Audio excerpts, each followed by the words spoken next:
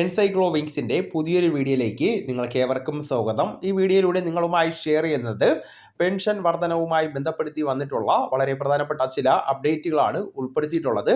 നമ്മുടെ വീഡിയോസ് ആദ്യമായി കാണുന്ന സുഹൃത്തുക്കളാണെങ്കിൽ ആദ്യമേ തന്നെ ചാനൽ ഒന്ന് സബ്സ്ക്രൈബ് ചെയ്യുക. അപ്പോൾ നമുക്ക് വിശദാംശങ്ങളിലേക്ക് കടക്കാം. വലിയ വികസന പരിപാടികളിലേക്ക് പോകാതെ ക്ഷേമ പദ്ധതികളിൽ ശ്രദ്ധ ഊന്നാനായിട്ട് CPMന് തിരഞ്ഞെടുപ്പ് തന്ത്രജ്ഞന്മാരുടെ നിർദ്ദേശം ലഭിച്ചിട്ടുണ്ട്.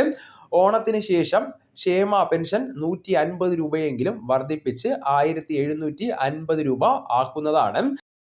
2021 നിയമസഭാ തെരഞ്ഞെടുപ്പിൽ തുടർഭരണത്തിന് വഴിയൊരുക്കിയ ക്ഷേമ പദ്ധതികൾ ആവർത്തിച്ചുകൊണ്ട് ഭരണവിരുദ്ധ വികാരം ഇല്ലാതാക്കാനാണ് സർക്കാരിൻ്റെ ശ്രമം ഉണ്ടായിരിക്കുന്നത്. രണ്ടാം പിണറായി സർക്കാർ അവസാന മാസത്തിലേക്ക് കടക്കുന്ന സാഹചര്യത്തിൽ ഇനി വലിയ വികസന പരിപാടികളിലേക്ക് പോകാതെ ക്ഷേമ പദ്ധതികളിൽ ഊന്നാനാണ് തെരഞ്ഞെടുപ്പ് തന്ത്രജ്ഞരിൽ നിന്നും സർക്കാരിനും CPMനും ഇപ്പോൾ ലഭിച്ചിരിക്കുന്ന പ്രധാനപ്പെട്ട നിർദ്ദേശം.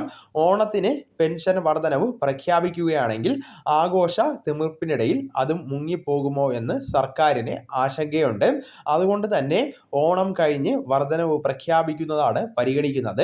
തദ്ദേശ സ്വയംഭരണ തെരഞ്ഞെടുപ്പ് ജയിക്കുവാനുള്ള LDFന്റെ വജ്രായുധമാണ് ക്ഷേമ പെൻഷൻ വർദ്ധിപ്പിക്കൽ.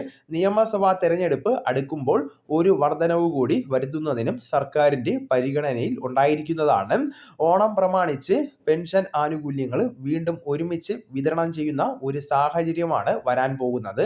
അതായത് നമുക്ക് 2 ഗഡുവിൻ്റെ ക്ഷേമ പെൻഷൻ ഇപ്പോൾ ഉറപ്പായി കഴിഞ്ഞിട്ടുണ്ട്. 3200 രൂപയോളം അടുത്ത മാസമൊക്കെ എത്തിച്ചേരുന്നതാണ്. 63 ലക്ഷത്തോളം വരുന്ന ആളുകൾക്കും ഇരട്ടിയോളം ധനസഹായമൊക്കെ ലഭിക്കുന്ന സാഹചര്യമാണ് ഈ ഓണക്കാലത്ത് ഉണ്ടായിരിക്കുന്നത്. ഓണത്തോടനുബന്ധിച്ചുകൊണ്ട് പ്രത്യേകിച്ച് വിശേഷ ദിവസങ്ങളോടൊക്കെ തന്നെ അനുബന്ധിച്ച് സർക്കാർ പ്രഖ്യാപിക്കുന്ന കൂടുതൽ ആനുകൂല്യങ്ങൾ അടുത്ത മാസം ഒടുവിലോടുകൂടി തന്നെ നമുക്ക് ലഭ്യമാകുന്നതാണ്. അപ്പോൾ ഈ വിവരം നിങ്ങളുടെ സുഹൃത്തുക്കളിലേക്കും മറ്റ് ഗ്രൂപ്പുകളിലേക്കും കൂടെ ഷെയർ ചെയ്യുക. നമുക്ക് തുടർന്നും വിജ്ഞാനപരമായിട്ടുള്ള മറ്റ് വീഡിയോസും ആനുകാലിക വിവരങ്ങളുമായിട്ട് വീണ്ടും കാണാം. അതുവരെ ഗുഡ് ബൈ.